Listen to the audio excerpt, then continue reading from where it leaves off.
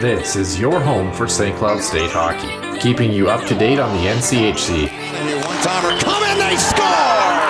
Ripped in! A bomb from Permix! Women's WCHA.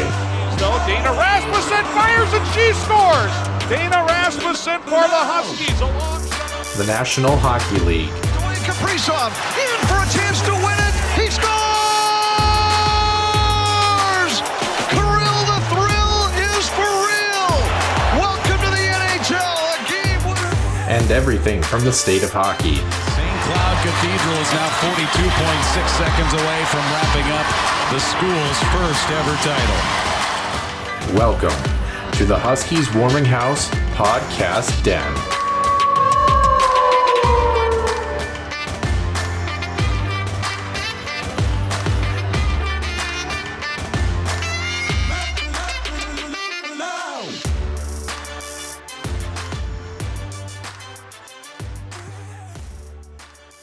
Welcome into episode number 64 for the Huskies Warming House podcast. I'm Noah Grant, joined alongside my co-host Nick Maxon. Nick, welcome in on this Sunday morning here. A little rainy in my neck of the woods, fairly sunny in yours. We'll touch on that a little bit later, as well as the rain and sun of the Denver Pioneer season last year, going sub 500 for the first time since their inception into the NCHC. We're going to touch on some NHL news, specifically the Toronto Maple Leafs and their collapse or Carey Price-isms, if you will, against the Montreal Canadiens, losing in 7 games in that one. You won't want to miss it, and we'll start this week with the Huskies Illustrated Weekly Roundup. Center Ice View News and Notes. Center Ice View provides you with the best coverage of St. Cloud State Huskies hockey, from game notes, recaps, photos, and more. Go to centericeview.com.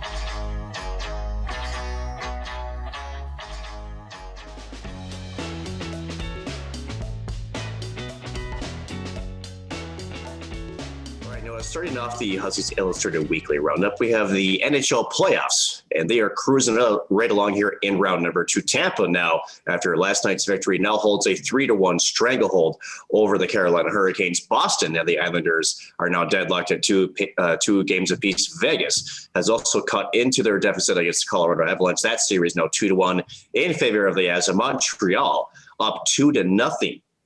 In their series against the Winnipeg Jets, looking to take a 3-0 series lead tonight here against the Jets. Meanwhile, the worst team in the NHL has finally gotten a reward, Noah, as the Buffalo Sabres did win something of this offseason. They won the draft lottery, which is good. The Seattle Kraken, which was going to be a top 3 spot, they move up only 1 spot to number 2.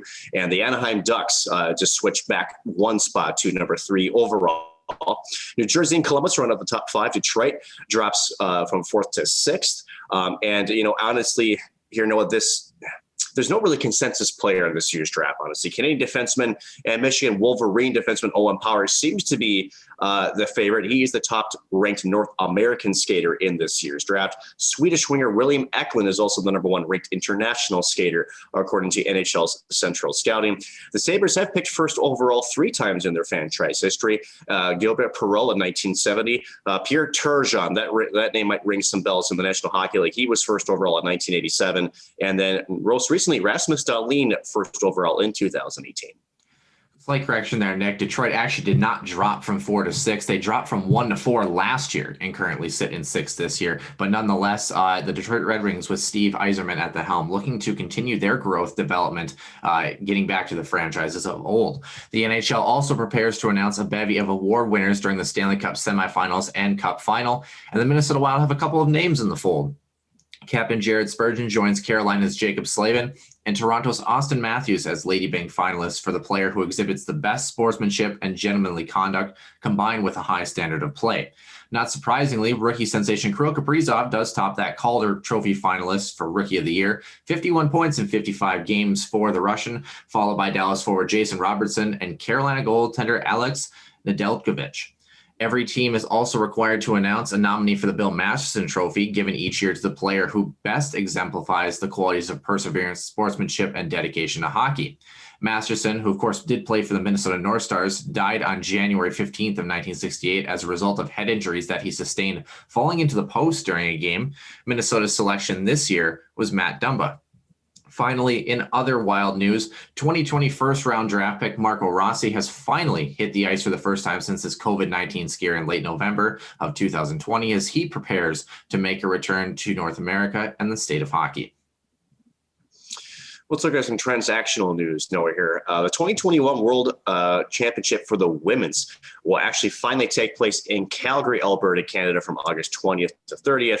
Hockey kind of did make that announcement just this last Wednesday. The event was supposed to take place in Nova Scotia in May, but it was abruptly canceled just weeks before the scheduled start date due to COVID-19 restrictions. There were some talks, Noah, that maybe would end up in Texas, but good to see that it's finally gotten rescheduled in Canada again in the city of Calgary. On Long Island, the New York Islanders' new arena, UBS, is coming along pretty darn well. It's a new 17,000 seat capacity arena. It will open this fall to the Islanders, replacing the 14,000 seat Nassau Coliseum and also replacing the horrendously not hockey built Barclays Center, which I think the NHL is looking to really get out of. Design replicates Nassau's loud and old school nature while accommodating the new amenities, concerts, as well as more. Heading to Columbus, 26-year-old Seth Jones seems to be destined to test the free agency open market after the completion of next season. Jones informed the team he won't sign an extension with the club once he's eligible to do so and will be an unrestricted free agent for the first time in his career following the 2021-22 season. At a current $5.4 million cap hit with 233 points in 381 games, Columbus hopes Jones will stick with the team, who's also searching for a new head coach after John Tortorella and the Columbus Blue Jackets mutually parted ways. Finally, let's go back up north towards the Canadian border here. The Vancouver Canucks have signed highly touted prospect Vasily Podkolzin. Yeah, that's correct. Podkolzin, yep. Podkolzin, yeah. You can tell it's early on a Sunday, folks. To his entry-level deal. The 10th overall pick from 2019 has 22 points in 51 games for St. Petersburg in the Continental Hockey League in Russia, suiting up for 3 World Junior tournaments as well. He's going to be one heck of a guy to watch on a team that I think, Noah, is not as far from being a playoff contender as most people think, even after this season. Yeah, and also a player that many probably won't forget his name in the coming future. A very good hockey player and probably a steal at 10th overall in that draft, but we'll have to see. In our last topic of the week, Canada did beat the United States in the World Championships for the men on Saturday, and some suspensions were handed out in the NHL. Canada did best the U.S. team 4-2 and will face Finland today on Sunday in the gold medal game as the Finns are coming off their win against Germany. The NHL has also upheld an appeal by Colorado's Nazem Kadri and stayed firm on his 8-game suspension for a high hit against St. Louis in round 1 of the playoffs. Kadri will now bring his appeal to an arbitrator. Colorado is currently facing Vegas in round number 2 tonight, who will get forward Ryan Reeves back from a 2-game suspension for injuring Avalanche defenseman Ryan Graves. Rounding things off, Winnipeg's Mark Scheifele was handed a 4-game ban after a charging major on Montreal's Jake Evans led to an injury. Scheifele was extremely displeased with the announcement, while Evans is currently out with a concussion.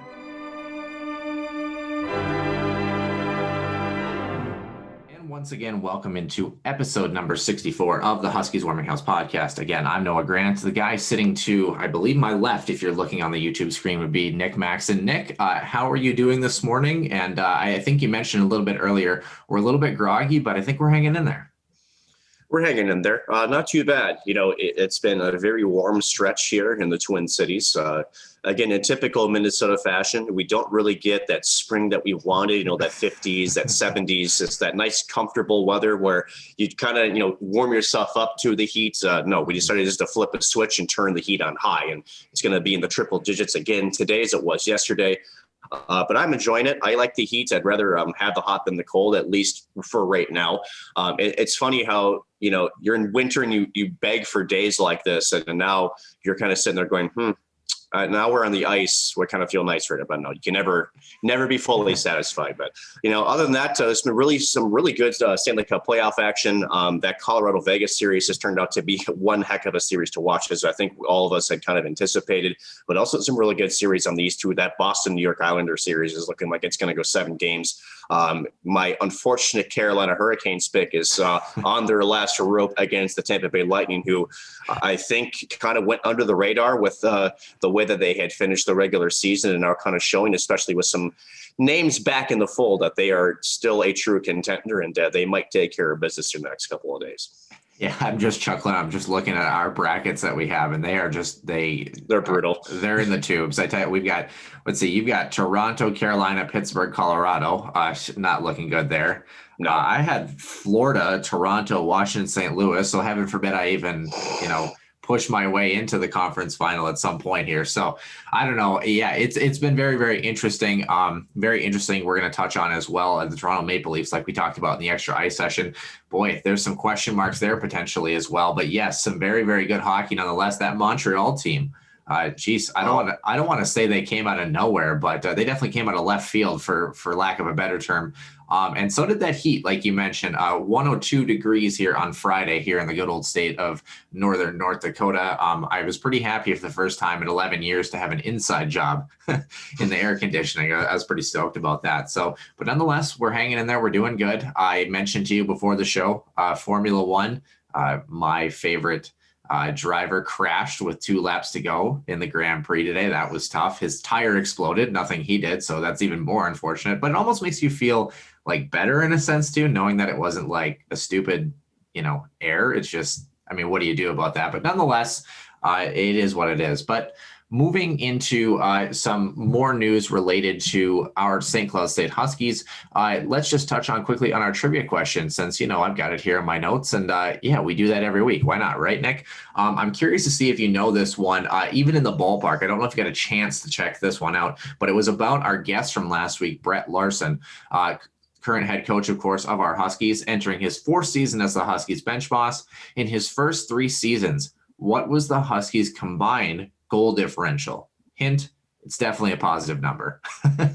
So I just want to make sure. So you're taking the 3 seasons combined number? Correct. So if you were -6, -2, and -3, you would combine those together. Okay. Isn't it plus 17? Plus 17 was last year's. Nick, get this one. The combination plus 74. They were plus 17 last year, -14 the year before, and a whopping plus 71 in 2018-19. Of course, we mentioned, we had Brett Larson on last week, so you can definitely check out his interview with us and his trivia soiree. I found out last week as well. I can't do math, Nick. I said he was 9-1. He was 8-2. We got the last question wrong. So there's me again, not being able to do math. But are you surprised? No, I don't think anybody is.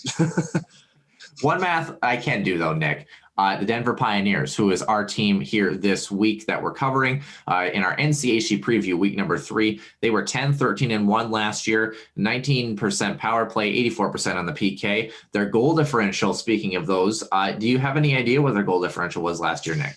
No, but I know it wasn't great, which is surprising for this hockey team. You would be surprised. Goal differential for the Pioneers, +1.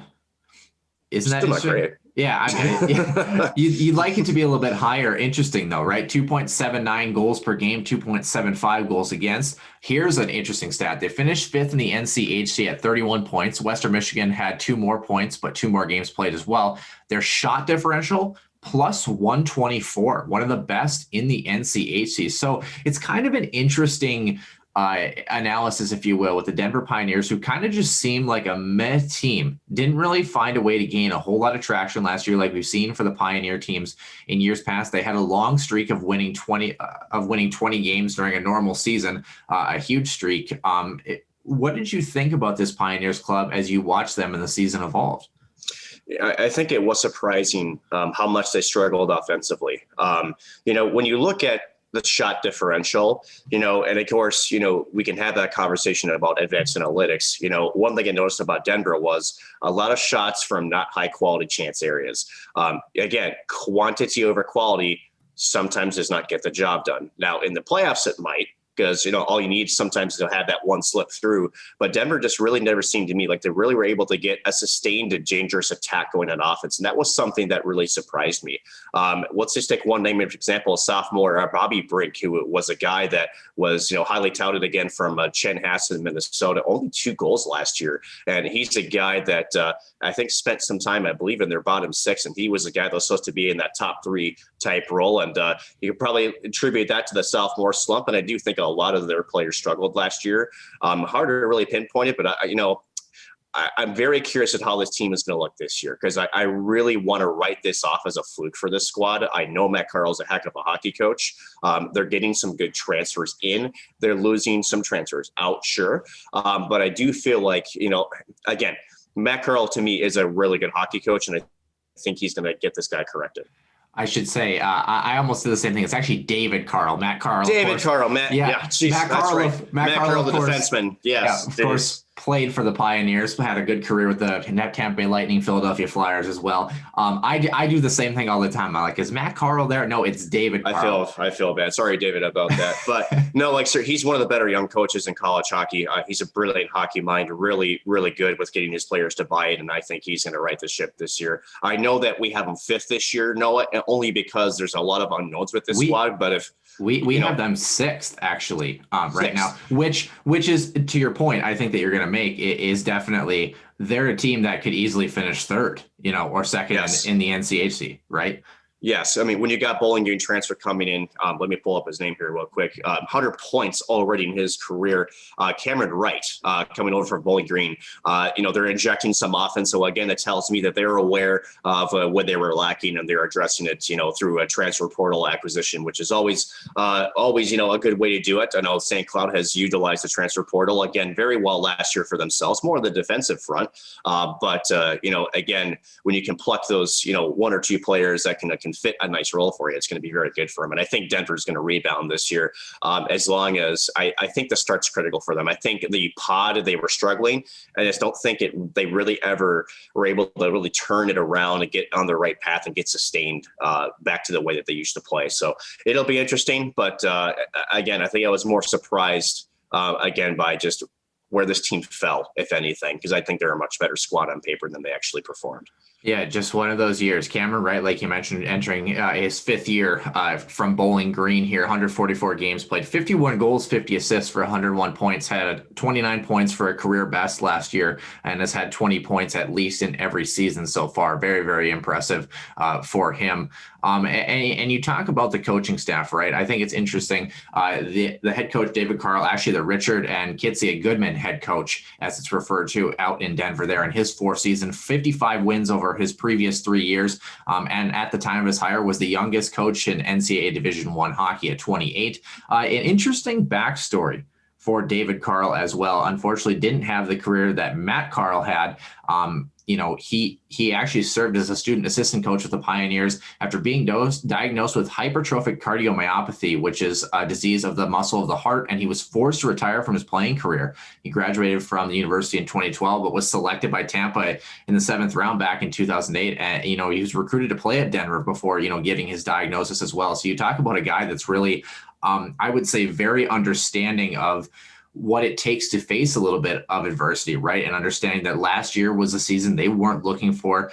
He knows how to right the ship, and the crew that he's got with him, I think is really important to touch on here. Tavis McMillan in his 6th season as an assistant coach for the Pioneers, of course, part of that 2017 national championship, bunch of Frozen Four appearances and tournament appearances, and served 8 seasons as a scout with the Jets before that time. And then Dallas Ferguson, of course, coaching Calgary Hitmen and coached the Alaska Nanooks for 9 seasons before that as well, and helped the Pioneers to the NCAA tournament at Frozen Four in his 1st season as well. So you look at this coaching staff, they're a group that, in contrast to when we touched on Colorado College, you've got a coaching staff that's relatively new at CC there versus Denver. They've got guys that have been there, done that. They know how to win. They know how to right the ship. They almost remind me a little bit of the St. Cloud State Huskies coming into the season last year, where they've got a great coaching staff behind them. They've got a good mix of youth. They've got a good mix of veteran presence. They've got a couple transfers coming in that could do some damage, a goaltender that can keep them in hockey games, and Magnus Krona.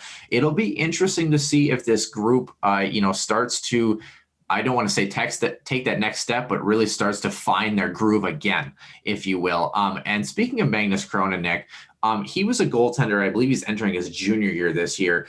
He was a goaltender when we saw in his freshman year, had flashes of brilliance, kind of up and down, if you will. Is he a goaltender that you feel can be the guy for the Denver Pioneers and maybe, still has another step to take in his game, if you will? Well, I think any goaltender will tell you that they can take their game to another level.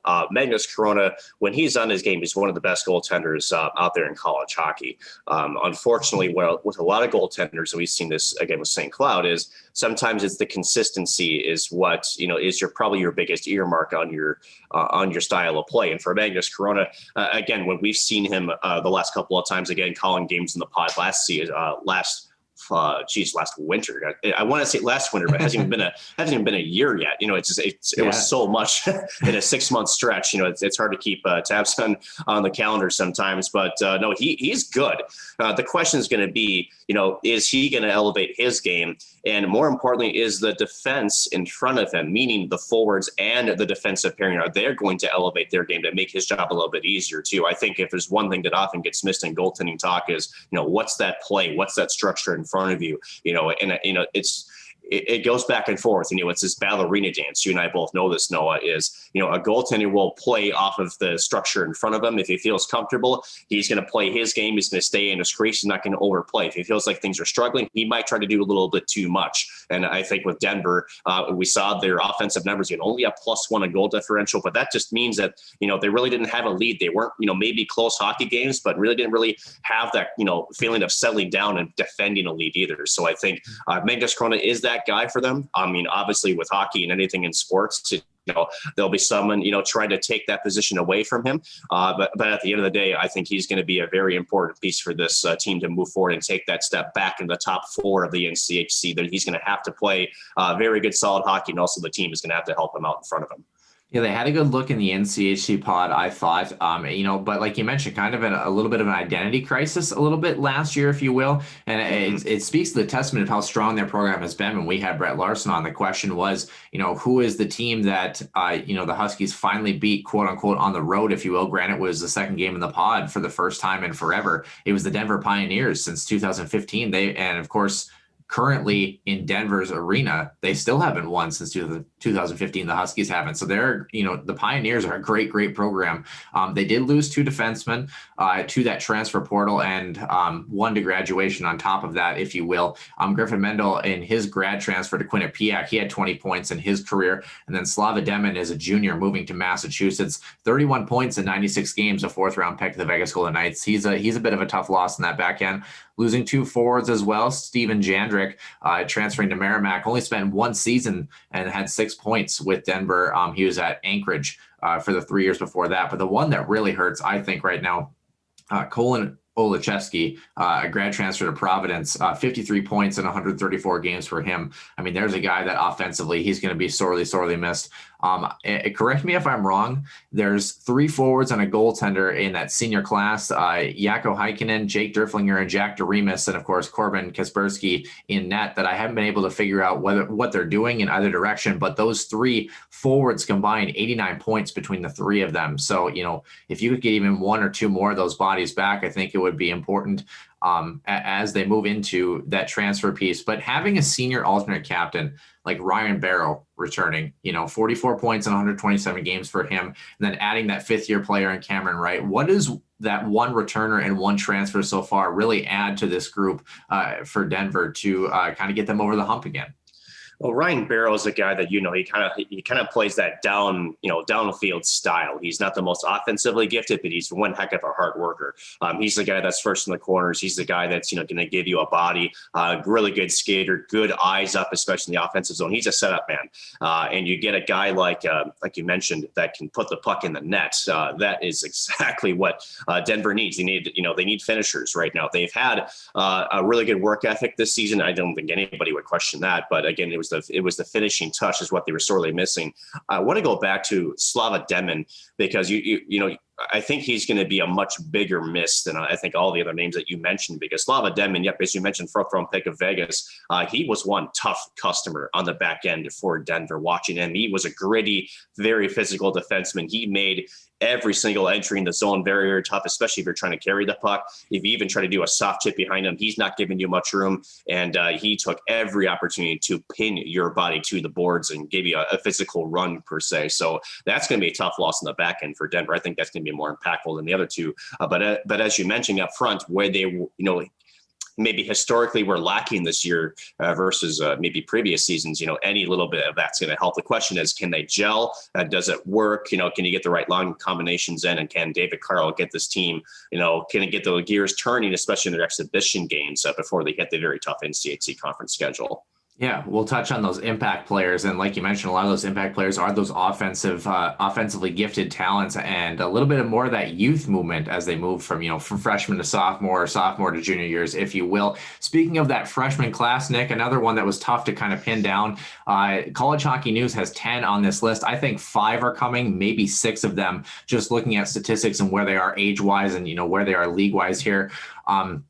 For sure, as I look here, Tristan Lemire from Quebec, 50 games played, 37 points with Dubuque in the USHL. I got to believe that he's on his way over. Carter Mazur from Detroit, 44 points in 47 games played for Tri-City in the USHL. He's going to be a great forward addition for that offense right there as well. Aiden Thompson on that forward side, 33 points, 52 games for Lincoln as well. And I think they are bringing in a goaltender, if I'm not mistaken. Nick Matthew Davis had 35 games played and some pretty good stats with Green Bay in the USHL as well. I mean, you look at a couple of guys in the pipeline, Seth Bernard Docker, right? Jacob Bernard Docker of North Dakota. That's his brother right there. Massimo Rizzo had 44 points in 42 games in the BC last year as well. And a couple of guys kind of working on their growth. The one that I'm wondering as well, too, on the last one on this list, Jack Devine from Glencoe, Illinois, just turning 18 in October here, had 20 points in 30 games played for that U.S. development team, that national team as well, too. But speaking of guys that might make a difference, the guy that I really looked at, Carter Mazur, right? Only 19 years old, 44 points in 47 games for Tri-City in the USHL, as well as Tristan Lemire in the USHL as well. These guys that spend time in that league, show that point production, even if it's not a point per game, they're showing that they're grabbing a point in at least, 70, 75% of their games. What does a league like the USHL show scouts and coaches for the Denver Pioneers about these players and the products that they're about to come in, especially on the forward side? Well, the USHL is the premier junior league in the entire country. It's important for players who maybe aren't in those top echelon, I guess, early development high school programs. A lot of that is here in Minnesota, right? You have players that will play through high school and then, they still want to play college hockey, but no, they need some more development. The USHL, if you're trying to make that next step, especially to a high tier NCHC opponent, that's where you need to go. And what it shows is, is this kid not only skill wise ready, but is he physically ready? I think that's the other part that often gets missed in these scouting type atmospheres is, and I think even Brett Larson touched on that a little bit last week as well, because, there's the skill development piece and there's also, is this person's growing into their frame, into their body. And so those 2, maybe 3 years, depending on how well and how much you use it, are very critical for these players. And, they have to take advantage of every opportunity. And for the college scouts, you get to see that, as you mentioned, progression, right? From first year, second year, maybe third year. And that's what you want to see is where is that line curve going? And, it puts you in a spot where, as a college recruiter, do I want to, is this a guy I want to take a chance on? I see the skill, I see the raw skill. Maybe I see maybe some work that needs to be done with some upper body strength, but he's got a good projection. He works hard and we'll take a chance on this kid. So it's all encompassing, but it's all about, where that person is versus where they were. And the USL, again, a very good developmental program. And that's what the USL has to offer for college hockey. Yeah, it'll be interesting to see what class they bring in as well. Again, we don't know what those 4 seniors are going to be doing. So who knows? They might be bringing in all 10 guys and saying, we're going to develop, these guys that maybe didn't have the point production they were looking for. Who knows? Nonetheless, they've got listed beyond that 8 prospects in the pipeline for 2022 and then 3 for the following year as well. As we look at their schedule here, Nick, Arizona State, Air Force, Providence, BC on the docket for their non-conference schedule. That's a pretty hefty non-conference schedule, and very interesting that with Providence, you actually have a former Pioneer that's transferring that'll be in that lineup. That's hashtag awkward, if you will. But nonetheless, wishing all these players, of course, the best of luck, except against the Huskies coming up in the upcoming season. Then you got North Dakota, Western, Miami, Arizona State again on the docket for the Pioneers. Arizona kind of making the run, I would say, through a lot of these NCHC teams. They had the Big Ten last year, so maybe looking for a different look at one of the best conferences in the NCHC. We'll circle back to that in a second. Duluth and then Fairbanks makes a visit. Of course, that Nanooks connection, if you will. Omaha, St. Cloud is on the docket, of course, Colorado College, Miami, Duluth, Western, Omaha, and CC again to round out that schedule. The Huskies only visiting once to the Denver Pioneers in the upcoming season, but Arizona State, on a quick little side tangent, how do you think they might fare against the Denver Pioneers and the rest of the NCHC crew this year? One thing about Arizona State is, they, like you mentioned, they spent a lot of time in the Big Ten last year. I think, we can have the debate, which is the better conference, NCHC versus Big Ten. There's still college hockey programs, right? There's still some pretty good hockey to be played there. And at the end of it, when you're playing, this kind of statured hockey that, Big Ten and the NCHC offers, which is good hockey, you're going to learn something from that as a player, as a coaching staff, and to where this needs to go. Arizona State, again, is an independent looking for a permanent home, I believe. I know that they have partnered a little bit with the Big Ten the last couple of years, but again, the NCHC, when you look at this conference's history, right? Four of the last 6 national champions? Again, you're basically in the running as a runner-up for the Huskies last year, so you're in the national championship game. This is the conference everybody around college hockey puts their eye on. Says this is the penultimate conference, and this is, if we're gonna go in and play good hockey against these good squads, this is kind of your measuring stick as to where you want to be, also where you are, and what can you improve. And so I think they will fare well. I mean, this is a team that has been ranked in the past, including last year for a little bit. I think consistency was an issue for them last year as well. But Arizona State, they get some pretty good recruits. They're attracting a lot of good young players, especially here from the Midwest, Minnesota especially. And granted, it's kind of funny, when Arizona to me was the program that first started, I will admit I kind of chuckled. But looking at the program, they're starting to develop something pretty good down there.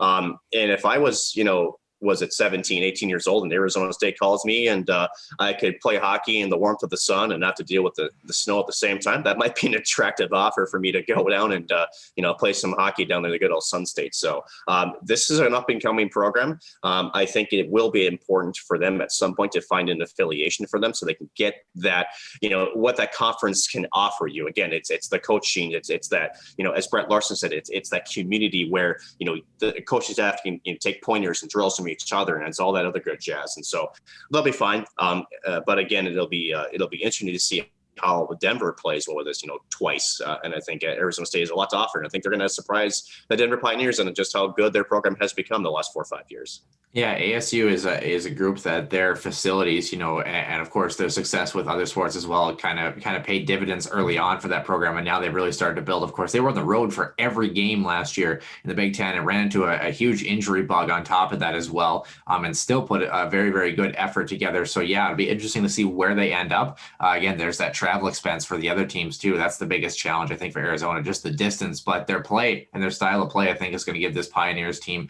a run for their money. But the Pioneers have a couple of players that they can rely on to push back, if you will. I have 4 impact players on my list, Nick. Are there a couple of guys? First, I want to get your opinion before I go to mine. Are there a couple of guys for you that you feel are kind of the guys that maybe Denver's looking for? I know you mentioned Bobby Brink. He's on my list. Is he one of those guys that you feel needs to have a bounce back year, if you will? Well, if you talk to Bobby too, and I've talked to him a couple of times away from the ice rink, he's a good kid and he's a competitor. Damn well he's looking to bounce back this next season. And certainly for the Denver Pioneers, he's going to have to bounce back. Only 2 goals, 9 assists, and 11 points last year. Definitely not, what I know Bobby Brink expects of him. That's definitely not what Denver would want from him. But I know he's very much capable of producing a lot more. And again, just, hockey's a funny game sometimes, Noah. And I just think that, we give that sophomore slump, that stank eye per se, but I do think, there's a lot to be said about, a young player and how they respond to this adversity. So this will be an important year for Bobby Brink, especially his personal development coming into. But for me, Carter Savoy is one of those guys, again, came out as a rookie and can this kid shoot the puck? 13 goals in his rookie campaign, 7 assists, 20 points.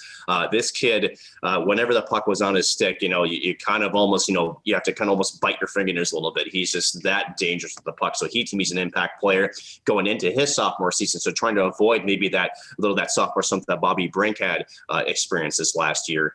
And so he's going to be, to me, a necessary impact player. Hopefully he can avoid that turn down and continue to have that production we saw from his freshman campaign, which I think he will do. Yeah, great hair too, I might add.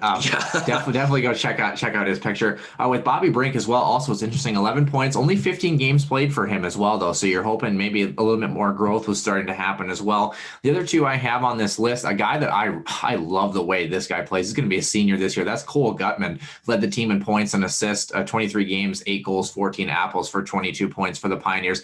He's a guy, and not just because he led the team in points, he's a guy that I remember when he came into the Herb Brooks National Hockey Center when they split, right, with that essentially a contrast of 2 different nights with the lopsided wins. I believe 5-1 for the Huskies in night number 1 and a 5-2 loss for the Huskies in night number 2. And he was a guy that it just seemed every time he was on the ice, he was defensively responsible. You know, he was a guy that was able to win faceoffs when he was taking them. He just seemed like he was a good 200-foot player. And when you add that 200-foot game in addition to the ability to put the puck in the net or set teammates up, I think that just speaks volumes about a guy that has that veteran presence, has that point production, understands how to play on both ends of the ice. And he's just a complete player that I think about guys that you talk about Bobby Brink, right? When he was in the bottom 6, right? And you hope he's going to be in the top 3. Cole Gutman's a guy that's a top 6/top 3 guy and going to be a fixture there. I mean, there's no question about it. Just, you know, even if he's not producing the way he's looking, you know, to produce, he's a guy that plays so well at both ends of the ice. I've really been impressed with his game every time I watch the Denver Pioneers on the ice or on the television. The other player that I had as well, kind of fitting in with that sophomore class as well, that's forward Mike Benning, who had 11 points as well, 3 goals, 8 assists in 21 games for him. I look at him as being kind of a player similar to maybe Yami Krannila of the Huskies. I know we go back to Yami quite a bit, but a guy who's looking to take that next step in his sophomore season and continue to grow and develop and can be that impact player very quickly for Denver. I think he's got the capability. I think he set either 4th or 5th on the team in points at the end of last season. And he's just a guy that I feel like is that kind of on the edge, if you will, and can be a real big difference maker for the Denver Pioneers. Only about 5 minutes left in our coverage for the Pioneers here, Nick. What are your thoughts here moving forward into the upcoming season? What does the Denver Pioneers style play have to be for them to have success? And then, of course, as always, St. Cloud State only 2 games this year against the Pioneers. What do the Huskies have to do to shut down the Pios? At least historically, they've been a very good cycle team. And you know, at times, you know, we saw it this year, and the problem was for them this year was getting out of the cycle and setting up high quality, dangerous chances. A lot of the times defensively, teams are very good about keeping them to the outside. So they were resorting to those shots from the wall, shots from the point, shots were getting blocked. And so, you know, they have to continue that. Now, again, we're going to talk about how with an NHL team here in the extra ice, how, you know, there's some disappointment there, but you can't overcorrect either. And I think, you know, for Denver, there's a lot of good things that are happening, but it's that maybe that 5 to 10% addition that they have to do that's really going to put them in a much better position. And so for me, it's going to be just, you know, they do so well. So don't abandon that.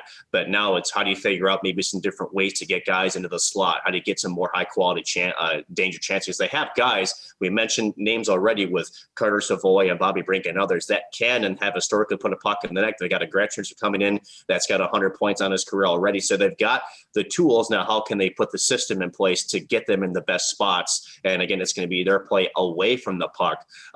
That's going to be most important for St. Cloud. I think, again, their defensive core is one of the best in the entire NCHC in terms of positioning, in terms of, you know, making sure that you're between the opposing forward and the goaltender. So just boxing out, you know, again, making sure that you're taking the player, don't take up space. And again, just continue to keep them to the outside. Again, if you can just lead with your stick, maybe force that puck up the wall and just continue them to cycle the puck, let them carry it around. As long as they're not getting into the interior part of the ice, that's how you defend them.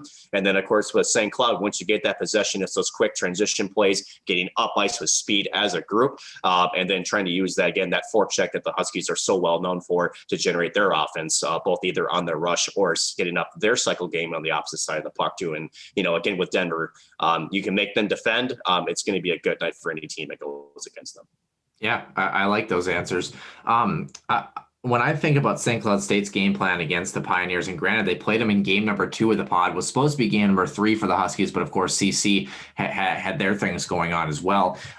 Denver was a team that the Huskies really didn't get a whole lot of a look at this past season as well. I mean, we really got to see them in the NCHC playoffs really, push, I believe, was it North Dakota to that overtime game as well. But they were that team that was kind of in the other half of the conference, in the other division, if you will, and really the Huskies didn't get a chance to watch them for the first time in quite a while.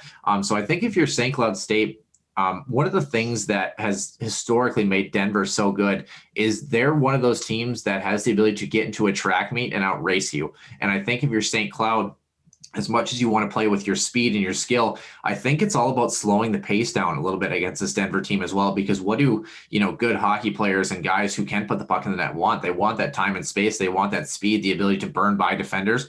I think if you're St. Cloud, it's got to be more of a controlled effort against the Pioneers. I know that sounds weird.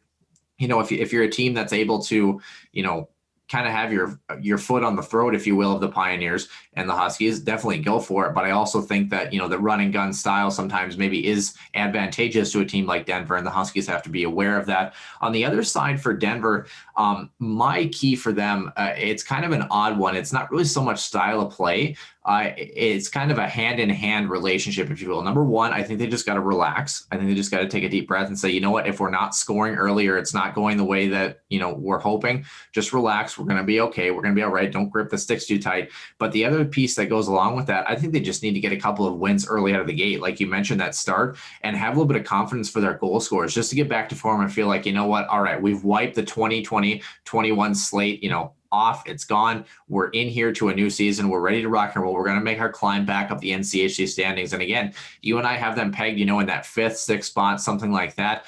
They're a team that easily could be in that top 4 and safely in that top 4 if they get back to form. Again, this is a group that we talked about Miami and the Redhawks, right? And we talked about how they could be kind of the silent dark horse of the NCHC. This is the loud dark horse of the NCHC, if you will, for the Denver Pioneers. I think if they return to form, they're going to be a handful for any team that gets them on any given night. So yeah, it should be interesting to watch. We wish, of course, the Denver Pioneers the best of luck against every team except the St. Cloud State Huskies. Nick, do you have anything else to add for the Pioneers here? No, I think we're going to see a quick turnaround for the Pioneers this year, or at least that's my prediction. Again, if they have that good start, like you mentioned, we could be seeing them in the top 4, if not maybe top 3. They're a squad that I think, I think it's safe to say that they underperformed last year. I think it is safe to say that. And if they do get back to form, this is going to be a very dangerous team to watch. Again, great coaching staff, great players, and with the guys coming in to replace some of those that are leaving, I think they've got a good mix to try to get to try to fix what they were lacking last season. Yeah, they're certainly looking to prove that last season was an anomaly, but teams that the last couple seasons have been a lot of anomalies and a question mark of anomalies. That's the Toronto Maple Leafs. So we're going to touch on them next and their collapse, if you will, against the Montreal Canadiens. So stay tuned for our Extra Ice session.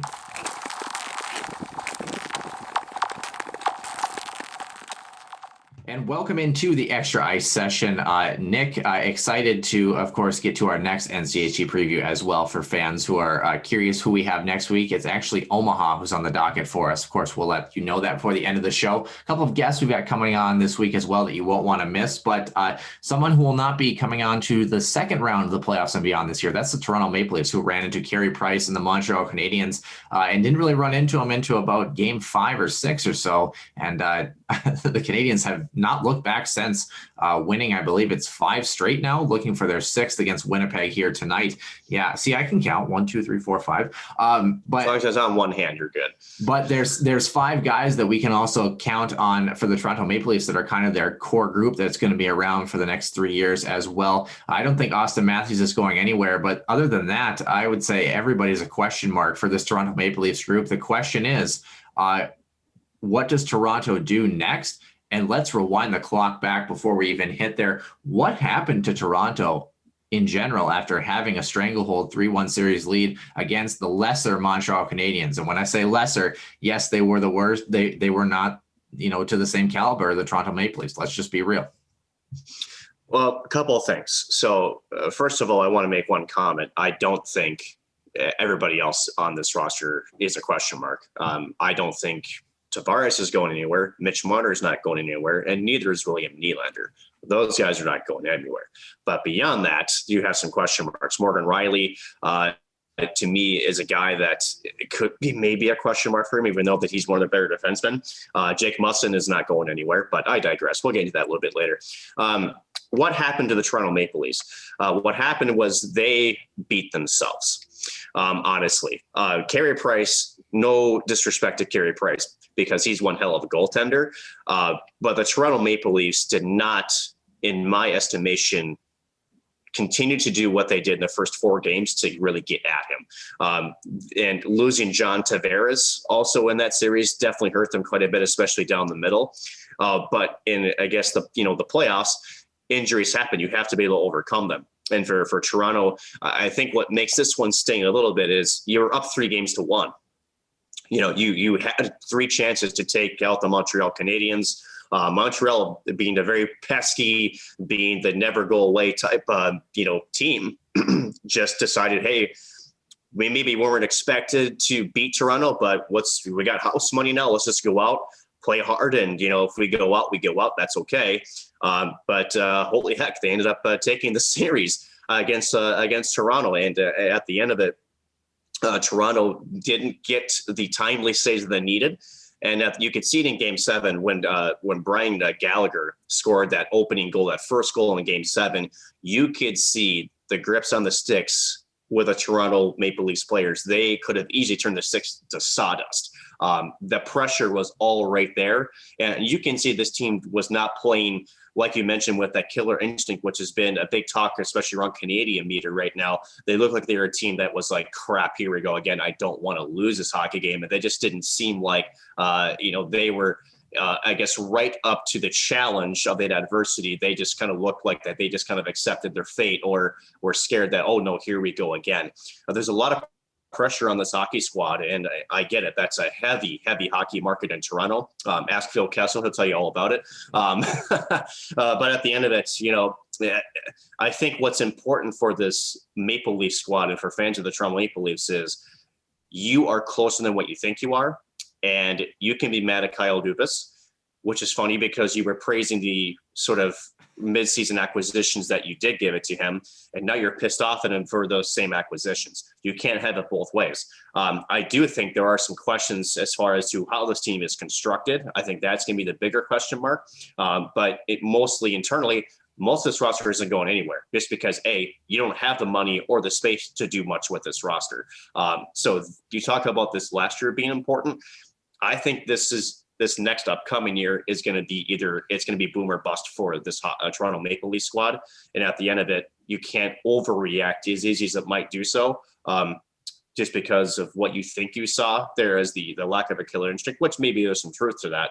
But at the end of it, I think you can also send the wrong message that, this was a very good hockey squad during the regular season, but are they a playoff contender? Obviously they're not right now. But I think you can't overdo it either. So I'm curious to know as to what you saw with Toronto against the Montreal Canadiens. Again, you got to give credit to the Habs again for putting up a fight, taking them all the way into 7 and taking the series away from the Toronto Maple Leafs. So you got to give congrats. And again, as you mentioned earlier, they've won 5 straight now. They're up 2-0 over the Jets, looking to go up 3-0 tonight in their series for the second round. But I kind of want to get your take on, okay, first of all, what did you see with Toronto? And first of all, second of all, how do we fix it?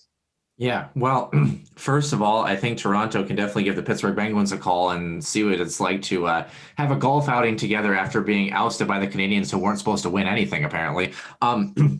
But yeah, it also hurt, I think, for them losing Jake Muzzin in game number 6. That one was tough.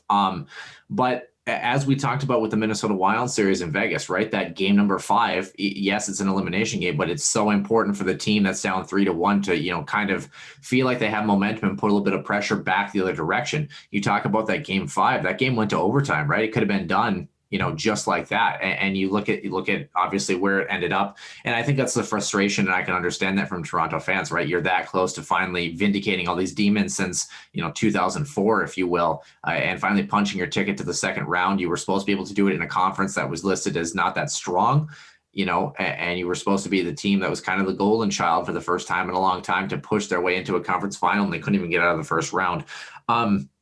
Yeah, like you talked about, just a lack of urgency. And I think the biggest thing is, you don't want to play not to lose. You want to play to win, because those are two different things, right? If you're playing not to lose, you're not aggressive, you're not on the attack. What do they do about it? It's interesting to me. And I've thought about this as I've read more and more about it. Because at first I was with you. I was like, there's no way in heck that this happens. And with the flat cap, I still don't think it happens. I still don't think there's a team that can match this package. I think if you're Kyle Dubas, I think you dangle Mitch Marner out there. I really do. And the reason being, yes, he makes almost $11 million. Nick, he hasn't scored a goal in 18 playoff games.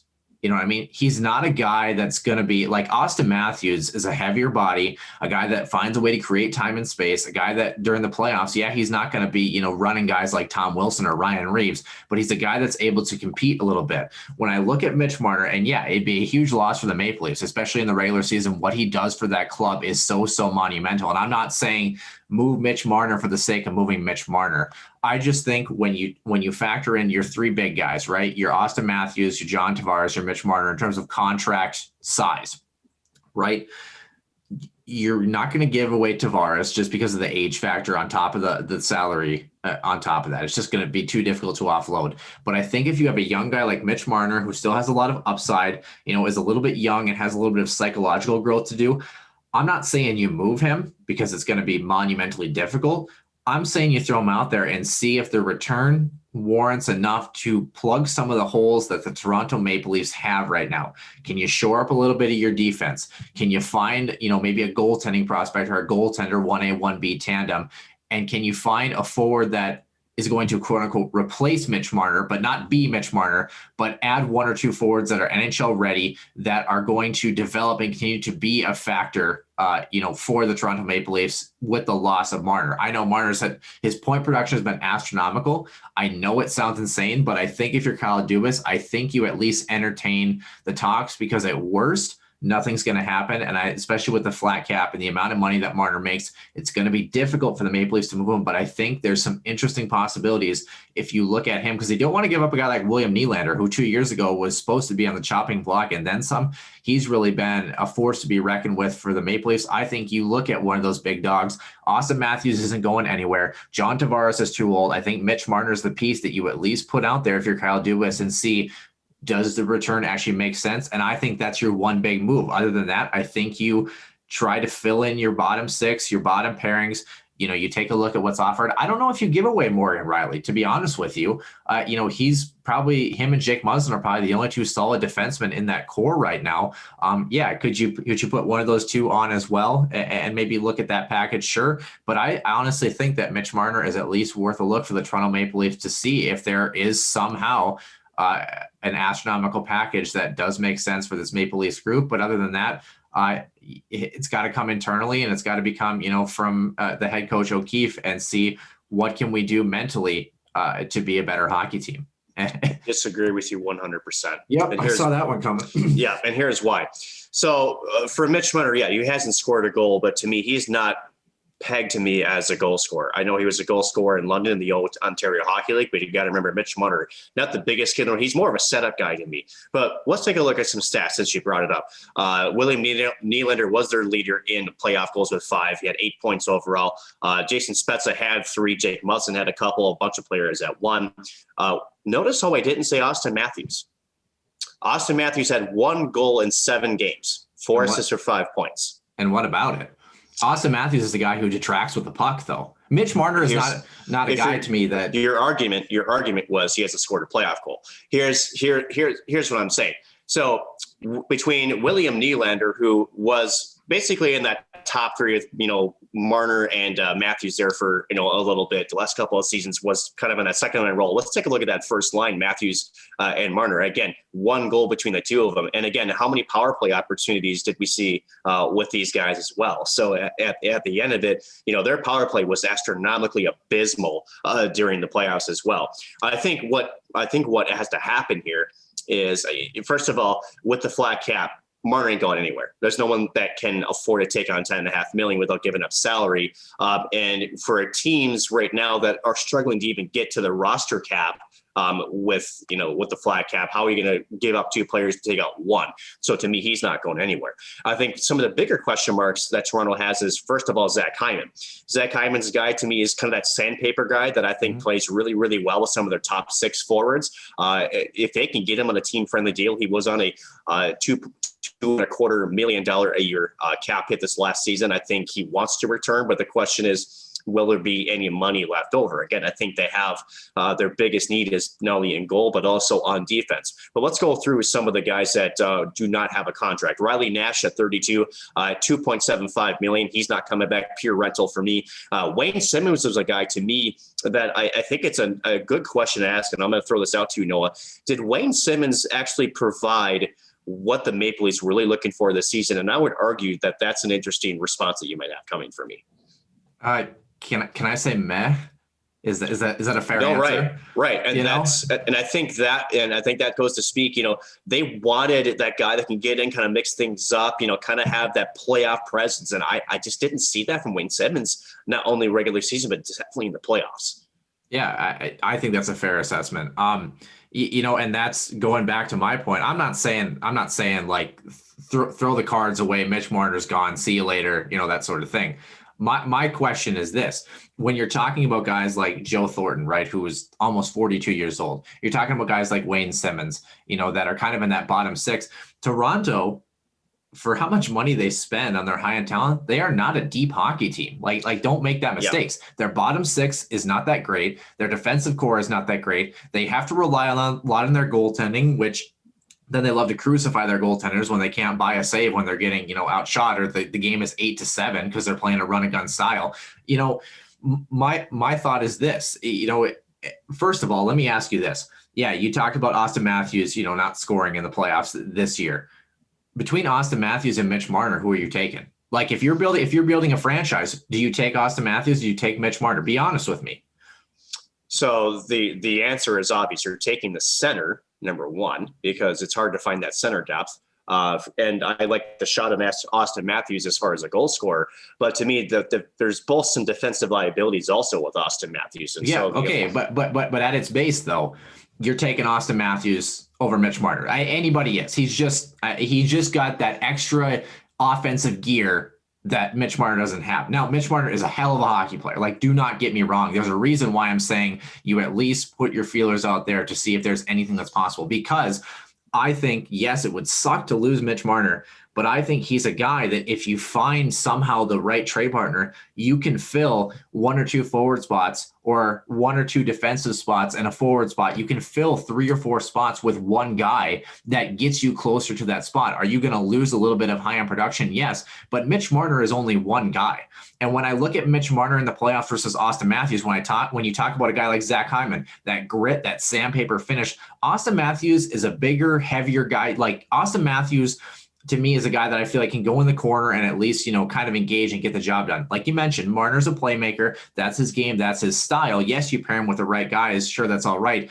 But we've seen it so often in playoff hockey where guys like that have success in the regular season. And when it comes playoff time, they can't match the physicality or can't find that time and space using their own body and their own frame. Again, not detracting from Mitch Marner. He's a fantastic hockey player, but that's why I'm putting him out there, because of his age. Really, if Mitch Marner's making $6 million a year, we're not having this conversation. You're definitely hanging on to him. It's just the fact that Toronto is so tight up against the cap, and they've gone through this cycle so long of essentially paying their high-end guys, which is fine. They produce, they do their job for the most part, but then their bottom 6 and their bottom 4 defensive pairing really, really suffers. And when it comes to playoff time, they don't have the depth to make it happen. So that's why I'm at least saying I think it's worth entertaining the idea of saying, here's a young guy that makes a lot of money, that out of the 3 big guys that make money, I think teams are most inclined to at least think about, obviously, because Austin Matthews isn't going anywhere. So, yeah.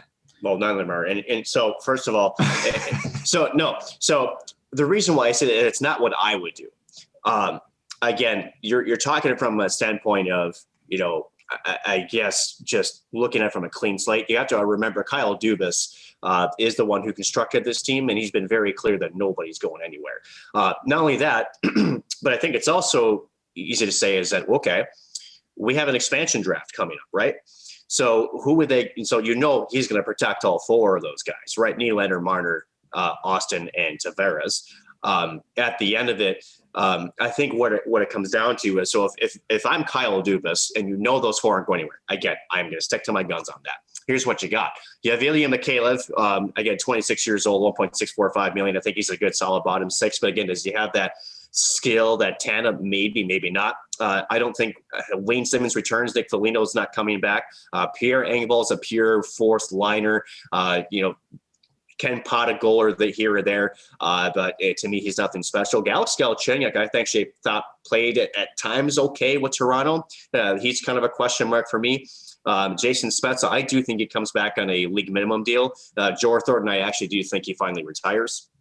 Let's go to the defensive core. Zach Bogosian, to me, as no disrespect to Zach Bogosian, but I don't think he's a guy that they can keep moving forward. I just don't think he's got the speed enough. Ben Hutton, to me, at 28 years old, $950,000, maybe he's back.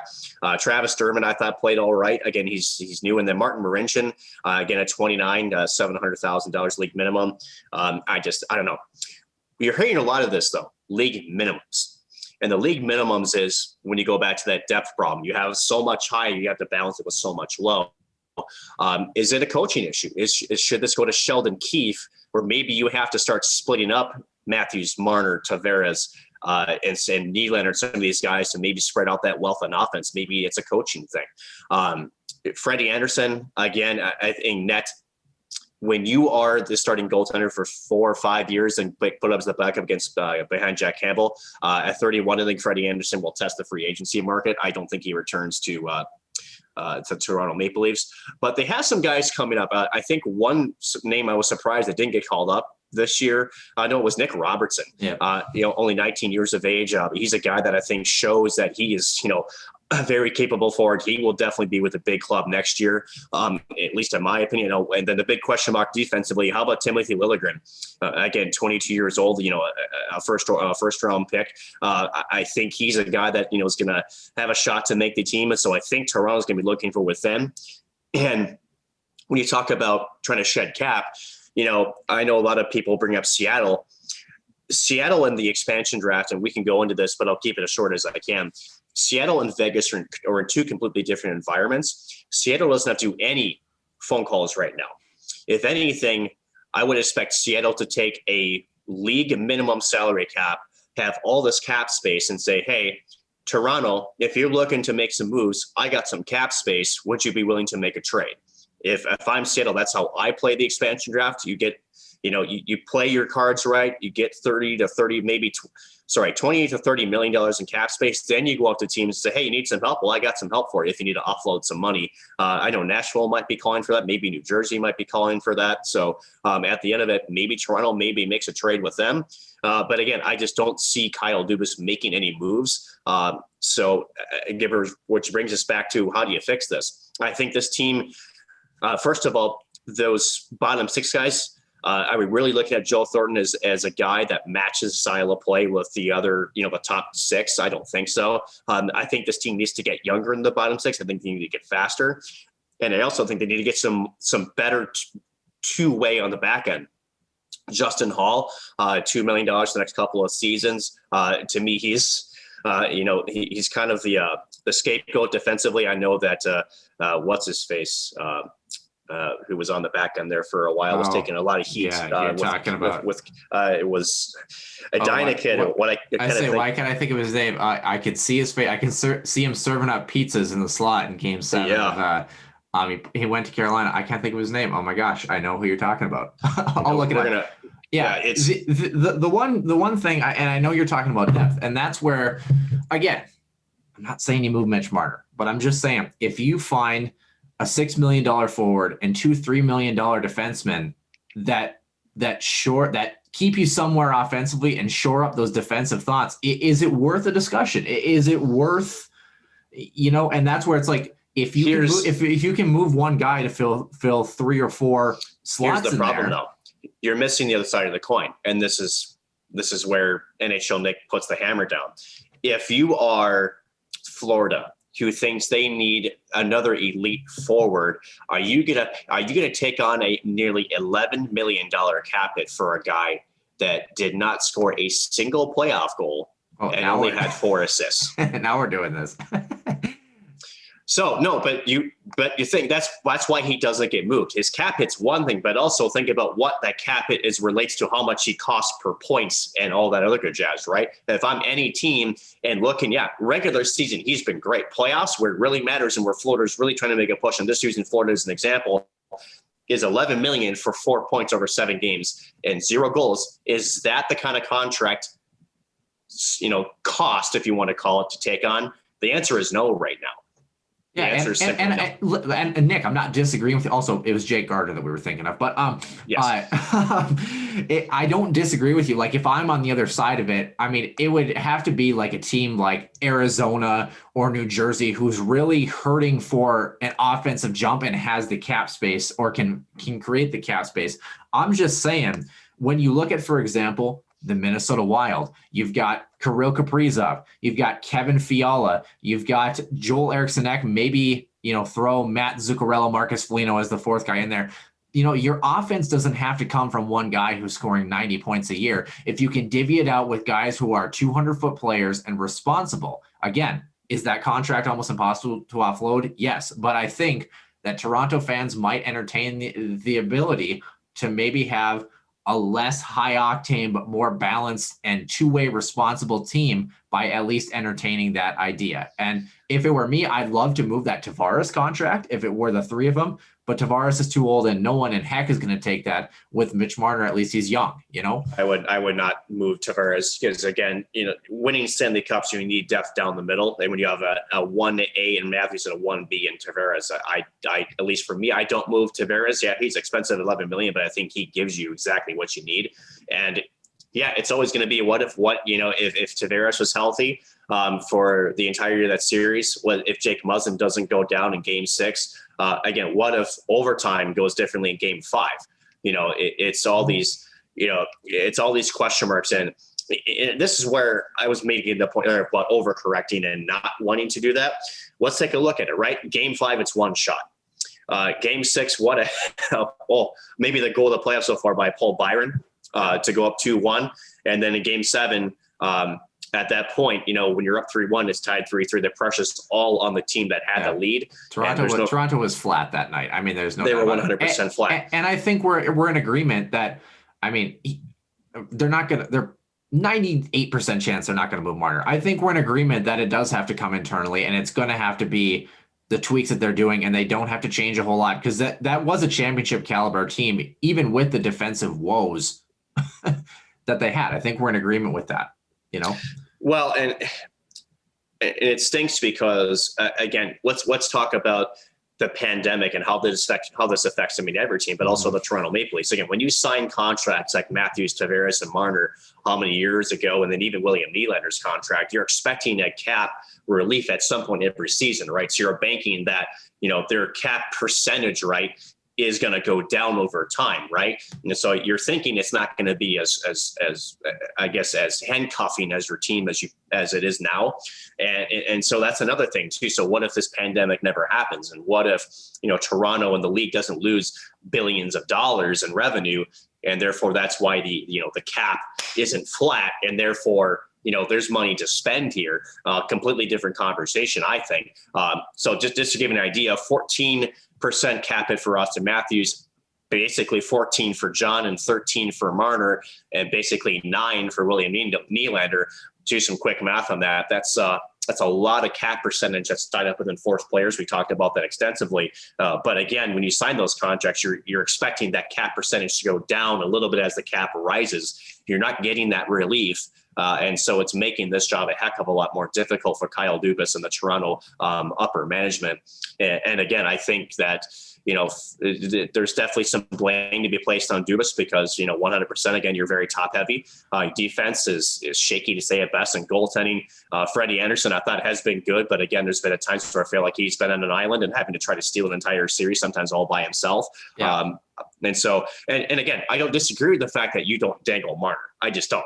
The problem is Toronto media they'll be all over that leaked. And then you have internal issues, right? Number two, again, what teams are in a position to take on a cap hit like that? Nobody is. No, and I agree with you. I think my question is this. I think it's no secret. I think if you're looking at the UFA forwards, you mentioned Jason Spezza. Yeah, I can see that. I'd say Zach Hyman's the other one that you're thinking about bringing back. Fair on the forward end. Well, I think Zach Hyman is an important piece. I think. This is just leading into my next question. So fair that.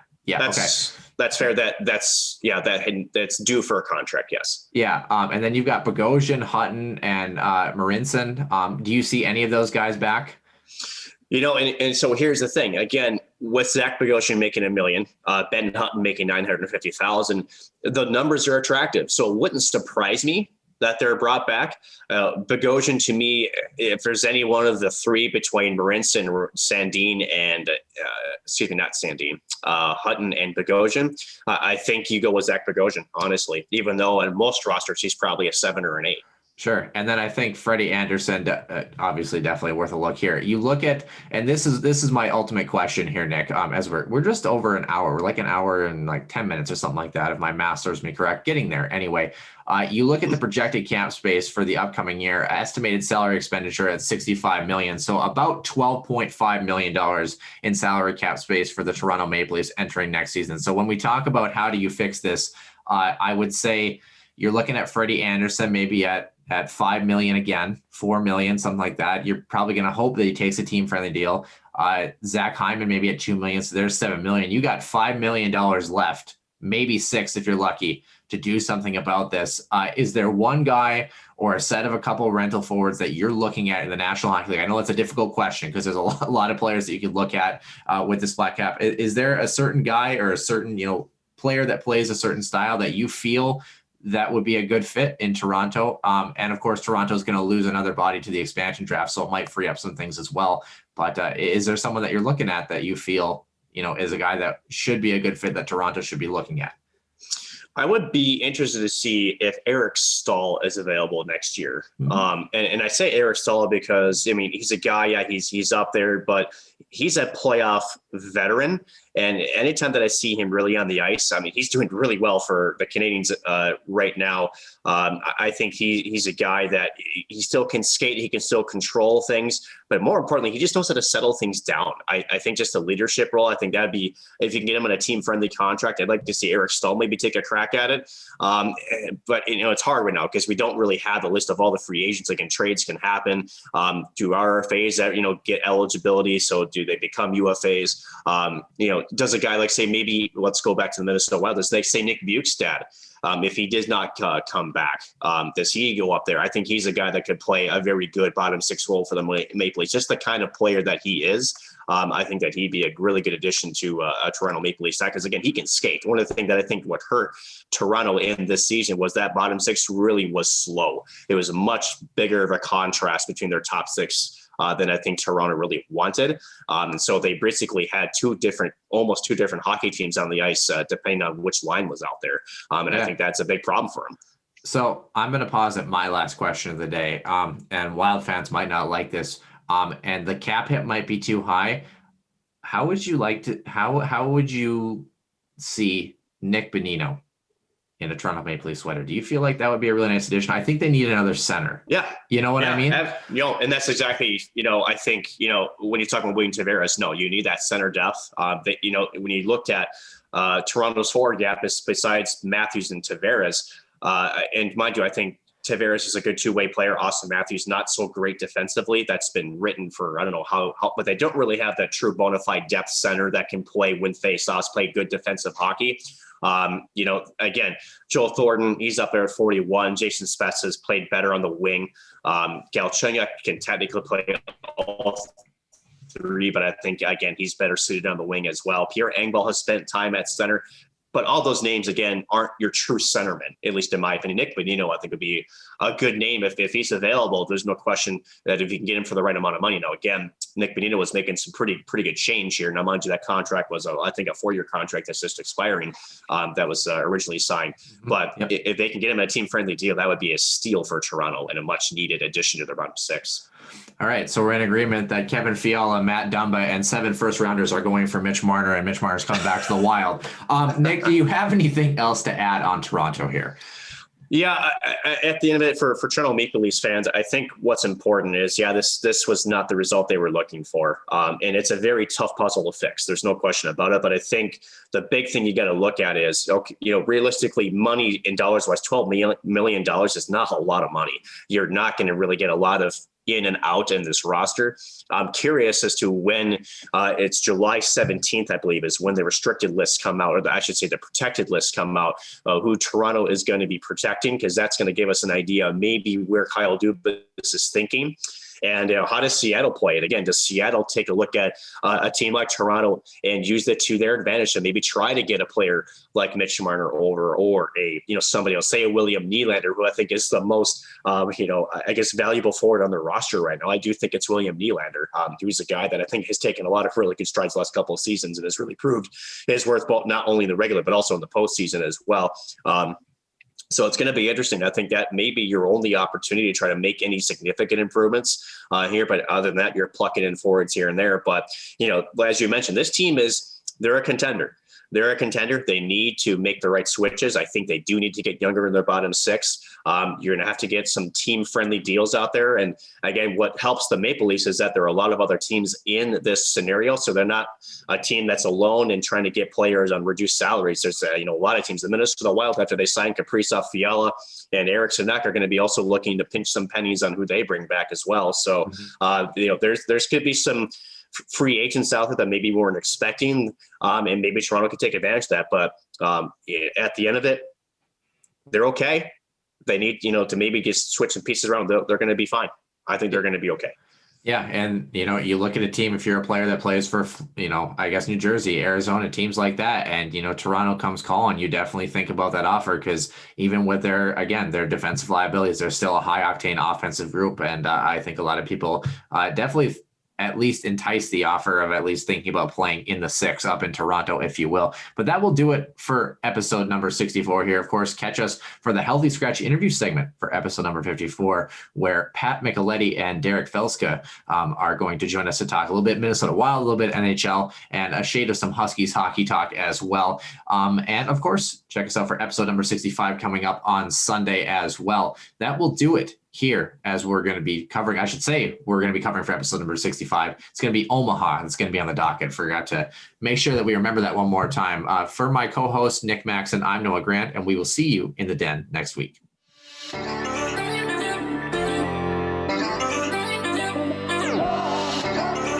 your one-timer coming, they score! Ripped in! A bomb from Pervix! Dana Rasmussen fires and she scores! Dana Rasmussen for the Huskies.